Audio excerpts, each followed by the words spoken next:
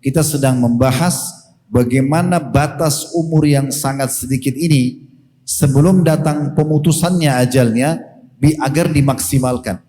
Karena Allah menginginkan kita diciptakan ini dengan target tertentu. Itulah yang Allah sebutkan dalam surah Az-Zariyat, surah nomor 51 ayat 56. Wa ma khalaqtul jinna wal insa illa liya'budun. Aku enggak ciptakan jin dan manusia, kata Allah. Kita semua ini enggak ada di muka bumi ini, bukan cuma kita, seluruh jin pun sama kalangan jin yang tidak nampak dengan mata kita, kecuali untuk mengabdi dan beribadah kepadaku. Memang kita diciptakan dan lahir ini untuk sholat, untuk puasa, untuk jujur, untuk amanah, bakti sama orang tua, juga orang sakit. Semua itu memang tugas utama kita. Makanya Allah ingatkan dalam ayat lain, Al-Mu'minun, surah nomor 23 ayat 115, Afahasibtum annama khalaqnakum abathan wa annakum ilaina la turja'un. Apakah kalian mengira kami ciptakan kalian sia-sia dan kalian tidak akan dikembalikan kepada kami? Apakah cuma omong kosong saja? Duduk, ngobrol kosong, buang-buang waktu yang tidak ada manfaatnya? Apakah untuk itu kalian kira kami menciptakan kalian dari jenis kelamin laki-laki dan perempuan? Kalian tidak pernah memilih bagaimana paras wajah kalian, postur tubuh kalian. Kita diciptakan sama Allah sudah begini, dan ini tugas kamu untuk mengabdi dan beribadah kepada Allah Subhanahu wa taala. Dan tadi sudah sempat saya singgung Bapak Ibu sekalian, pengabdian kepada Allah ini atau perintah Allah ini semuanya baik. Semuanya baik. Jujur, amanah, tanggung jawab, bakti sama orang tua, membantu orang susah, memaafkan dan seterusnya. Semua yang dilarang, bohong, menipu, mencuri, memukul, memfitnah, membunuh, ini semua tidak dibolehkan. Jadi sebenarnya kita kalau mengikuti tujuan utama kita diciptakan, kita akan menjadi manusia yang sempurna. Begitu juga Allah mengatakan di dalam surah Al-Qiyamah, surah nomor 75 ayat 36. Yang bunyinya, ayahsabul insanu ayyutraka suda. Apakah manusia mengira mereka akan dibiarkan begitu saja? Artinya berlalu waktunya dengan dia berbuat baik atau buruk, baik tidak dibalas, buruk tidak dibalas.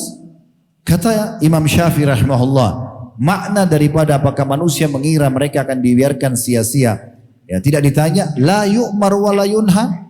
Apakah mereka diciptakan tanpa diperintah dan tanpa dilarang?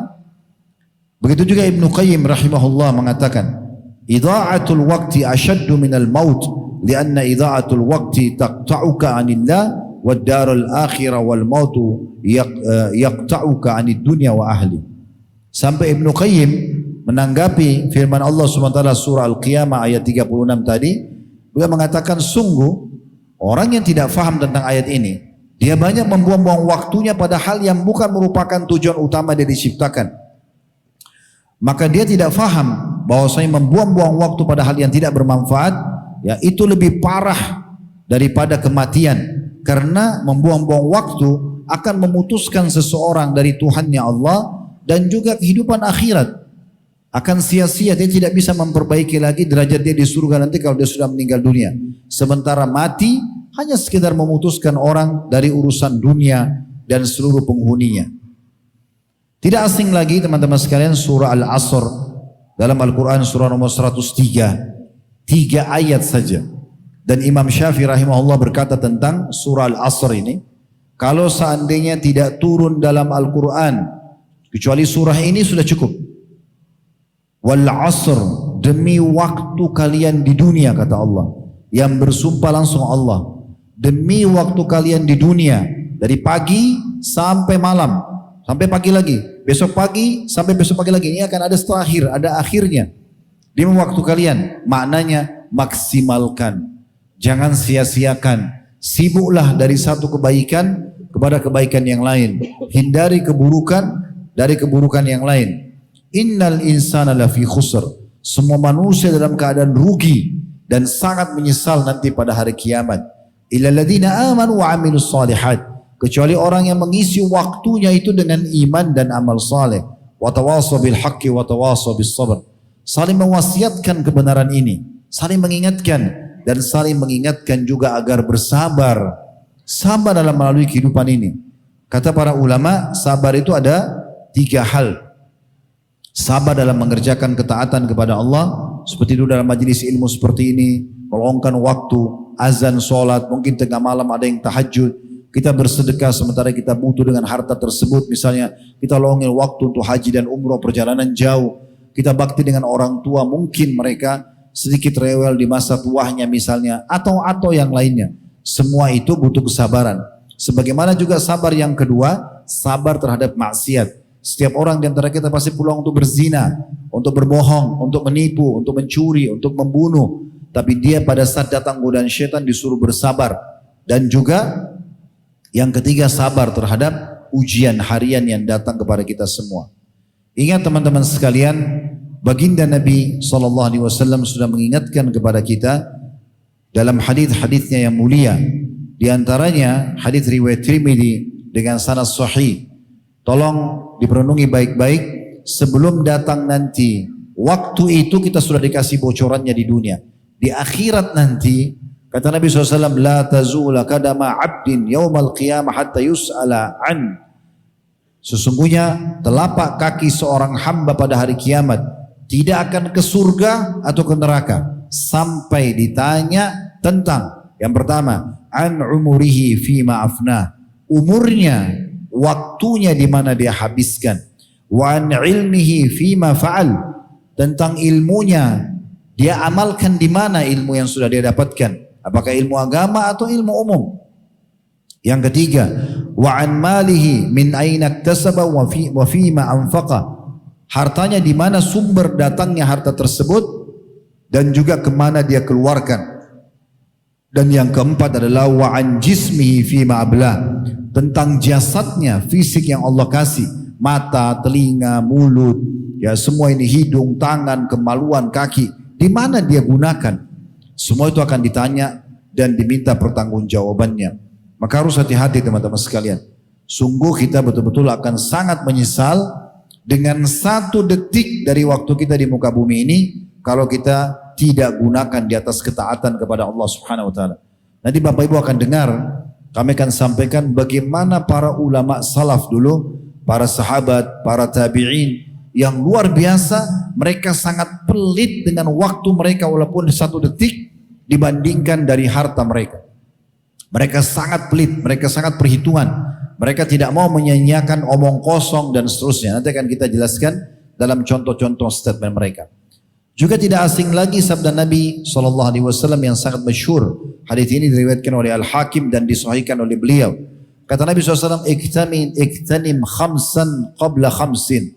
Maksimalkan, raih 5 hal sebelum datangnya 5 hal yang lain. Syababaka qabla haramik. Masa mudamu selama kau masih energik, masih kuat, ya, masih terang pandangan matanya, masih kuat semua anggota tubuhnya, organ tubuhnya masih sempurna sebelum masa tuamu. Lamban kalau bergerak, rabun matanya, sudah tidak jelas pendengarannya, udah sulit. Maka maksimalkan di masa muda itu. Yang kedua, wasihhatika qabla saqamik. Masa sehatmu sebelum kamu sakit. Mumpung masih sehat, sholat di masjid, ya, hadir dalam majelis ilmu, bantu orang, keluar untuk aktivitas yang baik, mencari nafkah yang halal dan seterusnya. Kemudian yang ketiga, wagina atau qabla faqrik. Masa kayahmu sebelum miskinmu. Maksimalkan bersedekah, maksimalkan untuk membantu kerabat, untuk bakti dengan orang tua, silaturahim keluarga. Selanjutnya wa firaghaka qabla syughrik. Masa kosongmu sebelum kesibukanmu.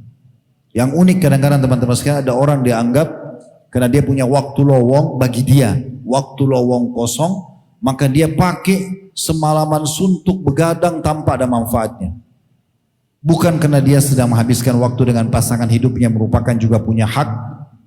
Bukan juga dia sedang menyusun sebuah karya ilmiah. Bukan juga dia sedang sholat malam. Tapi pada hal-hal yang kosong sekali. Di siang hari di saat dia ada waktu lowong, habis dipakai hanya untuk tidur saja. Dan atau duduk omong kosong. Kadang-kadang ada orang duduk bersahabat.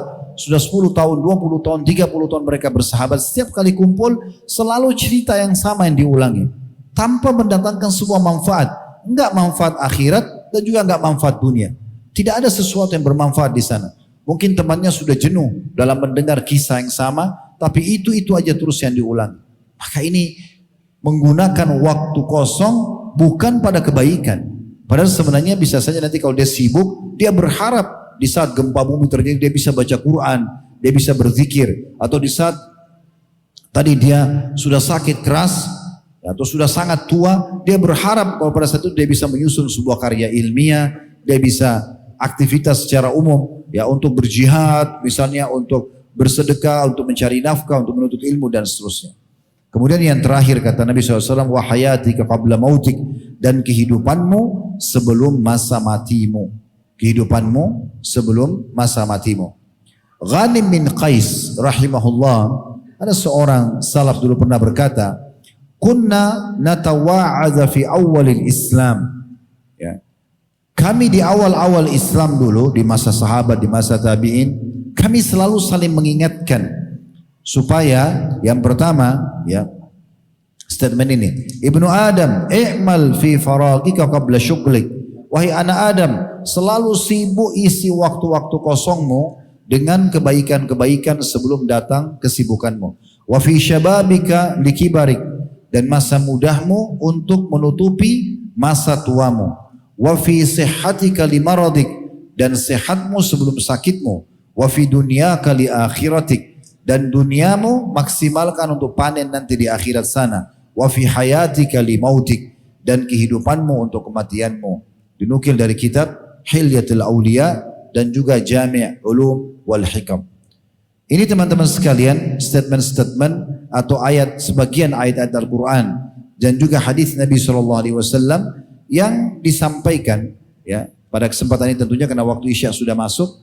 Saya akan lanjutkan setelah sholat Isya nanti untuk melanjutkan mendengarkan lebih jauh seperti apa gambaran para ulama agar kita bisa menilai mahalnya waktu.